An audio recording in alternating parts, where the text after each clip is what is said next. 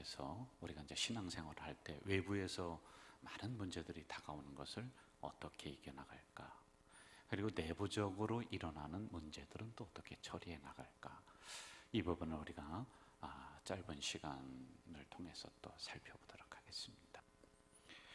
전쟁 전문가들은 이렇게 얘기해요. 옛날에는 군사가 많아야 된다. 그런데 그게 아니라는 거예요. 그 전쟁의 역사를 살펴보니까요, 한 몇천 명이 몇십만 명을 이겨버린단 말이에요. 이게 숫자가 아니구나. 그래서 이런 얘기를 해요. 전쟁의 승패에는 물질적인 수단보다 군인들의 사기, 정신력, 용기, 이게 훨씬 중요하다는 거예요. 이길 수 있다는 확신. 그러니까 300명이 100만 명을 무찌르는 겁니다. 1917년 미국의 해병대 중령이었던 사이러스라고 하는 분은 완벽한 병참이라고 하는 이 전쟁 전문 서적을 냅니다. 거기는 전략, 전술, 병참 이렇게 얘기를 하는데, 그러면서 세 가지의 원칙을 이야기해줘요. 선제 공격해라. 그리고 두 번째, 무기가 좋아야 된다. 그리고 세 번째, 이길 수 있다는 확신을 넣어줘야지만이 전쟁에서 유리하다는 겁니다. 오늘 우리가 보는 8절 본문에 보면은 아멜렉이 와서 르비딤에서 이스라엘과 싸웠다 이렇게 나와요. 여러분, 아멜렉은 광야에 살던 사람들이고 이스라엘은 지금 애굽에서 나와서 가나안 땅을 향해 걸어가는 중간에 이 전쟁이 일어났다는 거예요. 근데 온다는 소식을 들었습니다. 아멜렉은 준비하고 있었습니다. 그리고 먼저 나왔어요. 여기에 맞죠? 선제 공격했습니다. 유리합니다. 굉장히 유리합니다. 자, 그리고 이들은요, 에서의 후손입니다. 아멜렉은. 다른 말로 하면 에서는 사냥꾼이야. 용기가 있어요. 용맹합니다. 곰, 사자 그 앞에서 쫄지 않습니다. 그 후손들이니까 주로 사냥을 하면서 살아갔던 용맹스러운 부족입니다. 그리고 또 하나, 이들은요, 늘 사냥을 해야 되기 때문에 날카로운 칼, 그리고 무기, 이게 준비되어 있는 부족들입니다. 그런데 이러한 사람들이 선제 공격, 좋은 무기, 용기를 가지고서 이제 이스라엘을 향해 쳐들어왔다. 볼 거 없습니다, 여러분. 전쟁의 전략적으로는 이스라엘 백성들이 패할 수밖에 없는 상황입니다. 아니 애굽에서 나올 때 변변한 무기 하나 있겠습니까? 아무것도 없습니다. 이들의 정신력 오합지졸입니다. 질서도 없습니다. 군사훈련 받은 적도 없습니다. 누가 보더라도 아멜렉과 이스라엘은 상대가 안 되는 전쟁의 상황이란 말입니다. 여러분, 우리가 구원받은 백성으로 이 땅에 살아갈 때 사실은 준비된 아멜렉과 같은 이러한 세상 사람들이 거침없이 우리에게 다가오고 있다는 사실. 그래서 우리는 세상 사람들과 싸워봤자 질 게 뻔할 것 같은 이런 현실 속에 우리는 살아가고 있다는 이야기지요. 2, 3년 전인가 제가 인천에 있는 어느 교회 가서 직분자 집사님, 권사님, 장로님들 모시고 항전직 수련회를 했습니다. 몇 시간 강의를 하는 중에 중간에 이제 티타임이 있었어요. 거기는 장로님 그리고 집사님들이 차를 마시는데 빙 둘러서서 저에게 이렇게 얘기하더군요. 참 목사님 강의를 참 재미있게 잘 하십니다. 제가 기분이 좀 좋았습니다. 그런데 이분들이 그 다음에 무슨 이야기를 하느냐 하면, 그런데 목사님이 말씀하시는 대로 사실은 저희들이 살아가기가 어려워요. 그 말씀과 우리들이 살아가는 현장이 잘 안 맞아요. 우리가 살아가는 현장은 아멜렉과 같은 이러한 적군들이 날카로운 무기를 가지고 선제 공격을 하는 이런 상황이에요. 뭐 그런 이야기 아니겠습니까?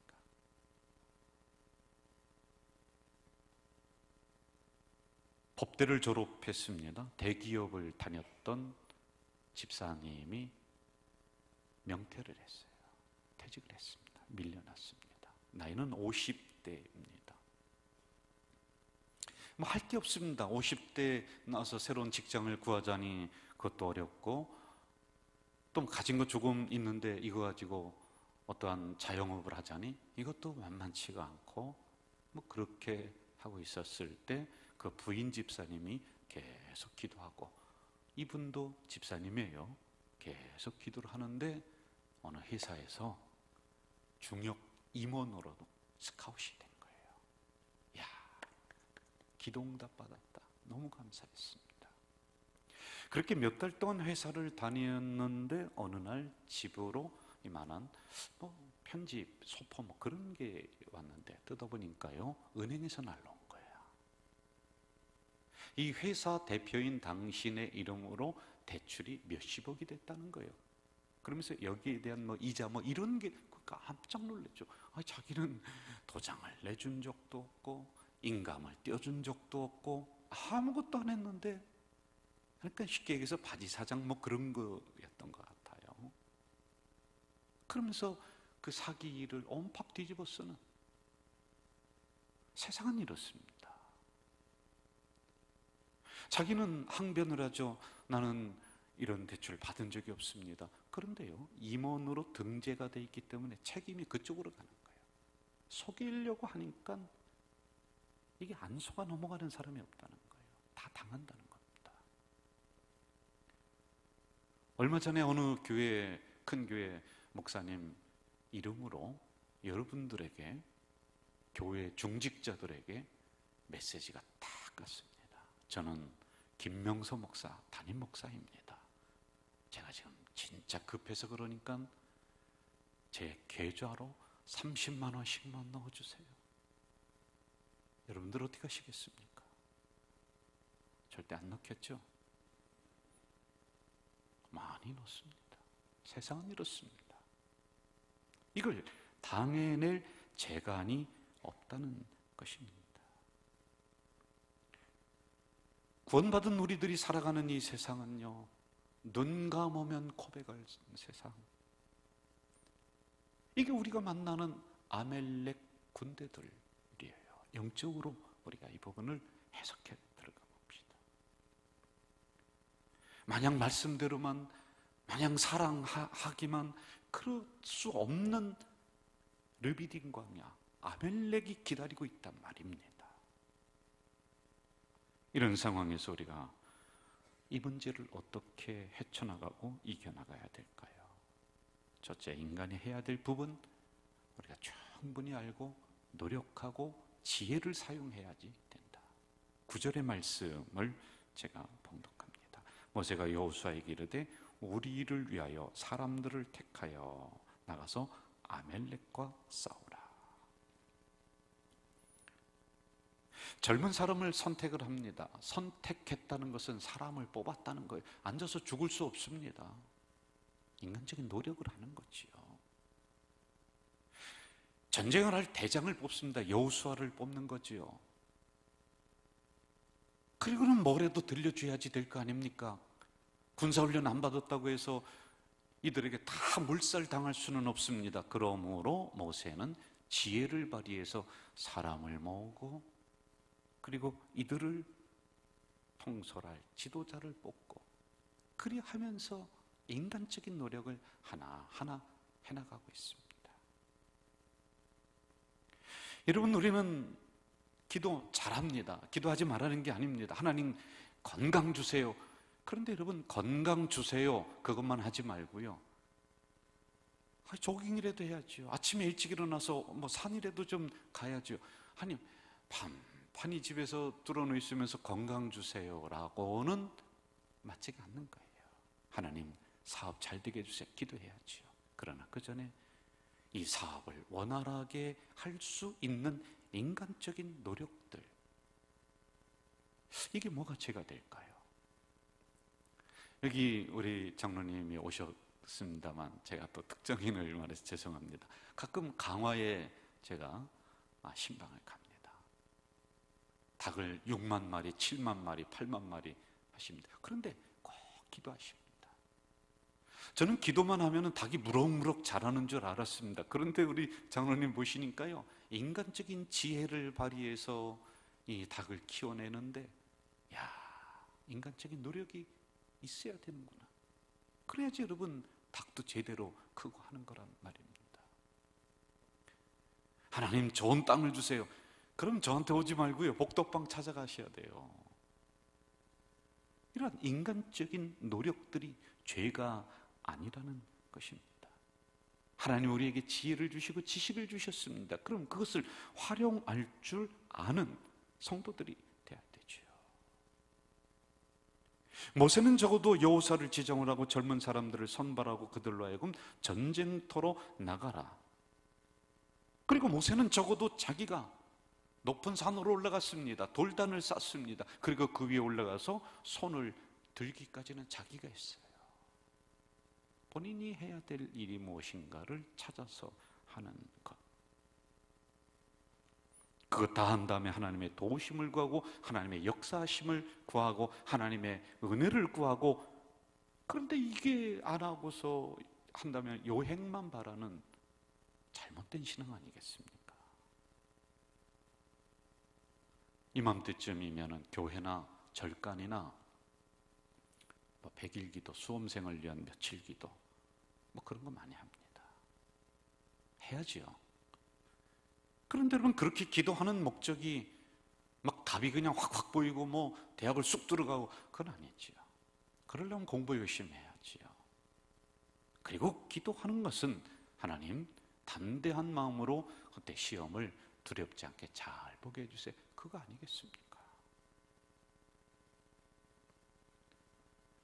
이처럼 하나님이 우리에게 지혜를 주신 것을 충분히 활용을 하면서 여러분들이 아멜렉이라고 하는 이러한 적군들이 어려움이 왔을 때 내가 어떻게 대처해야 될 것인가? 나는 여기서 어떻게 행동해야 될 것인가를 찾으셔야 됩니다. 그리고 그렇게 인간적인 노력을 하셔야 됩니다. 그렇게 됐다면 두 번째, 하나님의 도우심을 비로소 구해야 됩니다. 9절 하반절, 내일 내가 하나님의 지팡이를 손에 잡고 산 꼭대기에 서리라. 11절, 모세가 손을 들면 이스라엘이 이기고 손을 내리면 아멜렉이 이겼다. 여러분, 모세가 손을 든 것과 저 밑에서 전쟁하는 것과 무슨 상관이 있습니까? 그런데 상관이 있다는 말씀이에요. 여기에서는요. 주로 구약에서는 손을 들었다라고 하는 것은 하나님 앞에 구했다. 그들이 하는 기도 방법이 이겁니다. 손을 들고 기도하는 거예요. 전쟁의 승패의 요인은 무기가 아니고 군사력이 아니다. 용맹, 그것보다도 지금 여기서 말씀하시는 것은 기도를 의미하고 있습니다. 여러분 앞에 아멜렉과 같은 상황이 펼쳐졌습니까?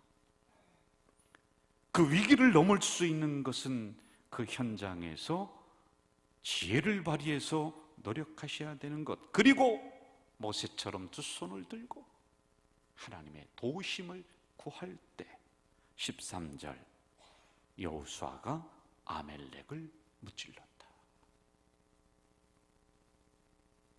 그러므로 여러분, 여러분의 자녀 뒤에서, 여러분들이 남편이 하시는 그 사업 뒤에서, 여러분의 가정 뒤에서 여러분이 두 손 들고 기도할 때 아멜렉은 물러갈 줄 믿습니다.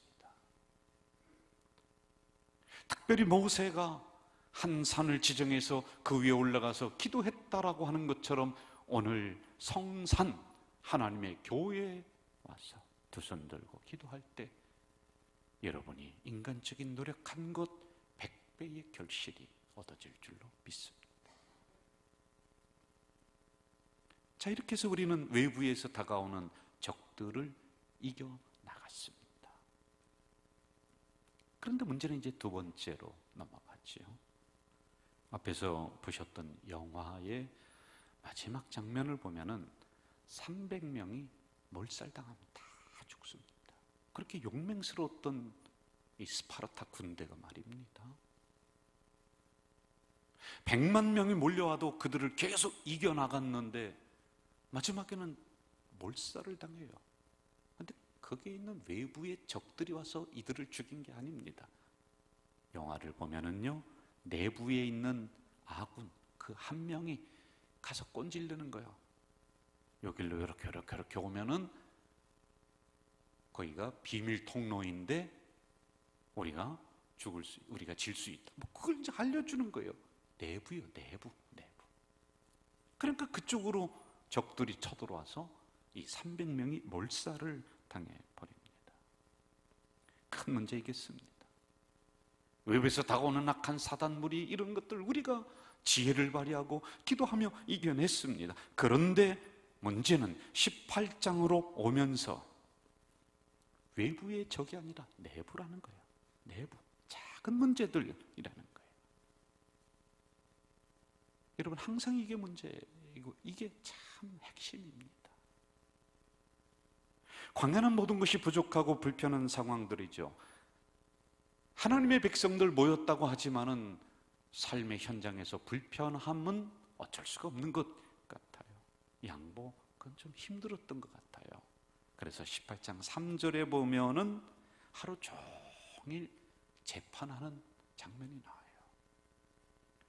여러분, 재판이라고 하는 것은 누군가가 갈등을 하고 있다는 것이고 그것이 서로 조정이 안 됐다는 것이고, 그러므로 모세에게 가져와서 이것 좀 해결해 주세요. 그게 재판 아닙니까? 판결이 됐습니다. 그럼 판결이 나오면 제가 잘못했습니다, 이렇게 수긍하며 가는 사람이 과연 몇 명이 있을까요? 아니죠. 소리 지르고 나는 억울하다고 하고, 그래서 세상에서는 항소가 있고 재심이 있고 뭐 그렇게 되는 거예요. 이 갈등이 계속 반복이 된단 말입니다. 이것을 옆에서 지켜본 모세의 장인이 이러다가는 두 가지 문제 발견하죠. 첫째는 이러다가 저 사위 모세 죽을 것 같아요. 왜? 재판하느라고 하루 종일 체력을 소진합니다. 그리고요, 이들이 더 가야 될 저 가나안 땅인데 이걸 상실해요. 그 갈등, 그 문제 해결하느라고요. 그리고 두 번째는 이것 때문에 이 공동체가 깨지게 생겼어요. 분열이 일어납니다. 자, 외부에서 다가오는 문제는 잘 이겨냈어요. 아멜렉은 잘 무찔렀습니다. 그런데 내부에 있는 이 작은 것들 때문에 지금 골칫거립니다. 지난 3월 우리가 입당 예배를 드렸습니다. 외부에서 목사님들이 오셔서 참 축하를 해주시고, 돌아가는 길에 어느 선배 목사님이 저에게 이렇게 얘기해 주시더군요. 김 목사, 지금부터 긴장해야 되고 지금도 조심해야 돼. 지금부터 내부 결속을 잘 다져나가야 돼. 외부에 큰 거 우리가 잘했다고 했는데 그 다음에 위기가 오고 그 다음에 내부에 균열이 와서 깨지더라는 거예요. 지난번에 이런 설교를 했던 기억이 제가 납니다. 전쟁을 하는데 무서운 게 뭐냐? 적들이 아니라는 거예요. 아군이야, 아군. 우리 편. 왜? 오인사격이라고 했죠. 적인 줄 알고서 내 편을 쏘는 거예요. 그리고 이쪽에서는 가만히 있다가 당해버리는 거예요. 누가 쏠 줄 알았어요. 같은 편인데. 그런데 오인사격, 이게요, 여러분 4분의 1이 이렇게 죽는데, 제가 찾아봤어요. 쏘고 났더니 우리 편이네. 이 오인사격. 사회적으로 동성애 뭐 여러 가지 문제들이 많이 일어납니다. 교회가 이걸 잘 대처해 나갑니다. 우리가 딱 뭉쳐서 나갑니다. 그런데 진짜 문제는 뭔지 아십니까? 우리들 안에 있는 이기주의, 우리들 안에 있는 탐욕주의, 우리들끼리 폭력성, 함부로 하는 것, 이게 여러분 공동체를 깨버리는 거예요. 모세는 이 문제를 어떻게 해결하고 있는가 주목해야 됩니다. 내부적인 갈등의 문제들 앞에서 다음과 같이 처방을 합니다. 20절, 그들에게 율례와 법도를 가르쳐서 마땅히 갈 길과 할 일을 그들에게 보여라. 율례, 법도 마땅히 가르치라는 거예요.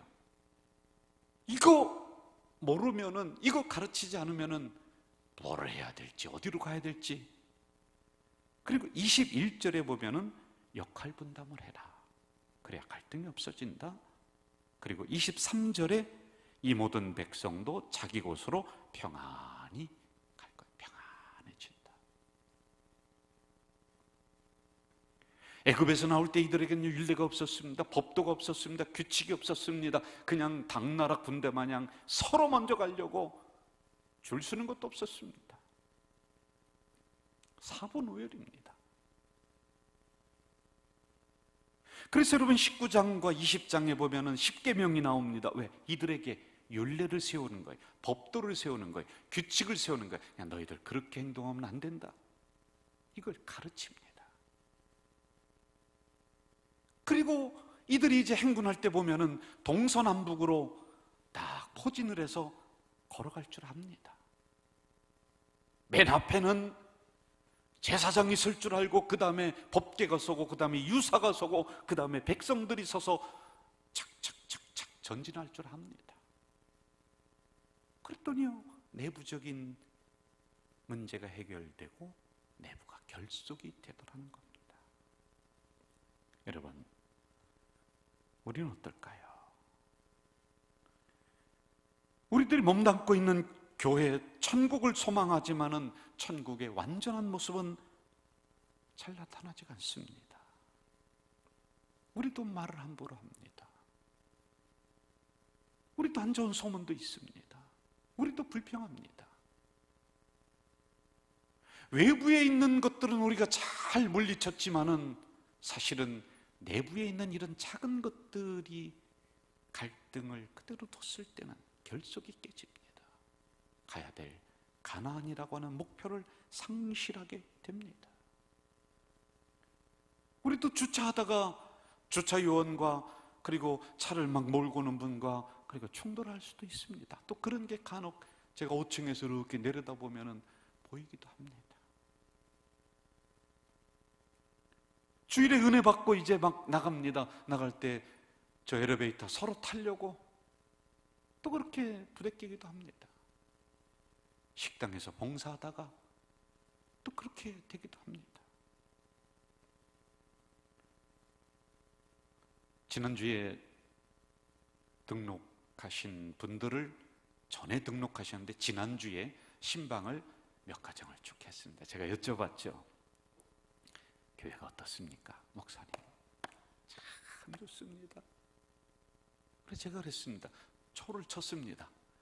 우리도 별 수 없습니다. 우리 교회도 지나보면은 도찐 개찐이에요. 제가 초를 몇 방울 쳤습니다. 그러면서 제가 뭐라고 했느냐? 그렇지만은 제가 한 가지 분명하게 말씀드릴 수 있는 것은 진짜로 행복하고 진짜로 건강한 교회로 가고자 한다는 것입니다. 그런데 우리도 사람들이 모여서 별 수 없어요. 그럼 어떻게 해야 될까요? 지난 16년 동안 제가 교회에서 꾸준하게 했었던 것, 성도를 훈련하고 예배를 강조하고 기도를 강조하고 사람 세우고 행정 세우고 조직 만들고 원칙, 어려울 땐 다시 기본으로 돌아가고, 그것이 바로 오늘 우리들에게 율례를 세우는 것이요, 규칙을 세우는 것이요, 우리 교회를 질서를 잡고 내부적인 결속을 하는 것, 이것입니다. 그래야 광야 통과하고요, 그래야지 가나안 땅에 이르를 수가 있습니다.